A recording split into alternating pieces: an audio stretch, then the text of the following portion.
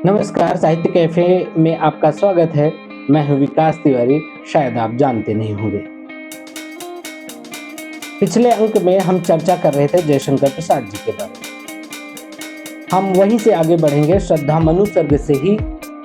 श्रद्धा मनु में पहले सर्ग में जो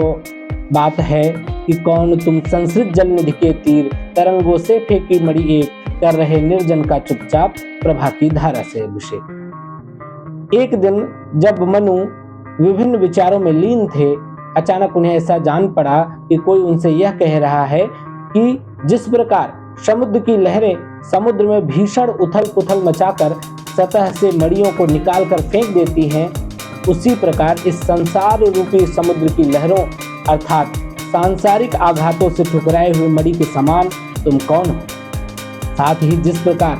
समुद्र तट पर पड़ी हुई मणि अपनी आभा से समीपवर्ती प्रदेश को पूर्णतः जगमग कर देती है और उस शून्य स्थान में उसका प्रकाश फैल जाता है, उसी प्रकार इस सागर के समीप चुपचाप बैठे अपने अपूर्व व्यक्तित्व की आभा प्रकट करने वाले व्यक्ति तुम कौन हो। मधुर विश्रांत और एकांत जगत का सुलझा हुआ रहस्य, एक करुणामय सुंदर मौन और चंचल मन का आलस्य। सुना यह मनु ने मधुगुंजार मधुकरी का सा जब सानंद, किए मुख नीचा कमल समान, प्रथम कवि का जो सुंदर छंद। एक झटका सा लगा सहर्ष, ने रखने लगे लुटेस से कौन, गा रहा यह सुंदर संगीत, कौतूहल रह न सका फिर मौन। जयशंकर प्रसाद जी कहते हैं कि उस आगंतुक ने मनु से यह पूछा कि तुम इस एकांत स्थान में क्यों बहुत थके हुए और आलस्य से भरे हुए बैठे हो, तथा तुम्हारी शांतिपूर्ण मनोहर आकृति पर जो एक अपूर्व माधुर्य सा दीख पड़ता है, उससे ऐसा प्रतीत होता है कि मानो तुमने इस जगत का रहस्य भलीभांति जान लिया हो। साथ ही तुम्हारी मौनता न केवल तुम्हारे ब्रह्म सौंदर्य का बोध कराती है, बल्कि उससे यह भी स्पष्ट हो जाता है कि तुम्हारा हृदय करुणाशील है, अर्थात कोमल भावनाओं से पूर्ण है और उसमें चंचलता का लेश मात्र भी नहीं है। वास्तव में इन पंक्तियों में कवि ने स्पष्ट करना चाहा है कि मनु वहां एकाग्रचित हो किसी बात पर विचार कर रहे थे और उनकी मुखाग्रति से व्यग्रता झलक उठती थी, तथा यह भी आभास होता था कि उनके अतरतम में कोई व्यथा छिपी हुई है। जयशंकर प्रसाद जी कहते हैं कि जब उस आगंतुक ने कमल के समान कोमल मुख को झुकाए हुए भ्रमरी की मधुर गुंजार की भांति वाणी में ये पंक्तियां मनु से कही, तब मनु का हृदय स्वाभाविक ही आनंदित हो उठा। यहाँ यह स्मरणीय है कि कवि ने अभी इन 10 पंक्तियों में कहीं भी आगंतुक का परिचय नहीं दिया है, परंतु यहाँ इन 10 पंक्तियों में कहीं भी आगंतुक का परिचय, परंतु यहाँ इन 2 पंक्तियों से अनुभव हो जाता है कि वह कोई सुंदर मृदु भाषणी लज्जाशील करुणामयी नारी ही है, क्योंकि उसका मुख कमल के समान तथा वाणी भ्रमरी की गुंजार जैसी मधुर कही गई है। और साथ ही कवि यह भी कहता है कि उसने अपना सिर नीचे झुका लिया था। इन पंक्तियों में स्वाभाविकता भी है, क्योंकि जब आगंतुक के मुख को कमल माना गया है, तब उसकी वाणी को भ्रमरी की गूंज मानना युक्ति संगत ही है। कवि जयशंकर प्रसाद जी पुनः कहते हैं कि आगंतुक की वाणी मनु को उसी प्रकार अनायास निकली हुई जान पड़ी, जैसा कि आदि कवि के मुख से अनायास ही मधुर छंद निकल पड़ता था। जयशंकर प्रसाद जी कहते हैं कि आगंतुक की मधुर वाणी को सुनते ही मनु के रोम रोम में हर्ष की विद्युत लहर सी प्रवाहित होने लगी और वे अत्यधिक प्रसन्न हुए, तथा उन्हें ऐसा जान पड़ा कि मानो कोई उनके हृदय रूपी धन को लूट लिए जा रहा है। कवि के कहने का अभिप्राय यह है कि मनु को अपना हृदय उस ओर आकृष्ट होता सा जान पड़ने लगा और वे मुग्ध तथा आश्चर्यचकित हो उसी की ओर देखने लगे जिस ओर उन्हें यह वाणी सुनाई पड़ी थी। मनु का मन यह जानने को उत्सुक हो उठा कि आखिर किस कोमल कंठ से यह वाणी निवृत्त हुई है, और उन्हें अपने मन की कौतूहलता अधिक देर तक दबाकर नहीं रखनी पड़ी और देखा वह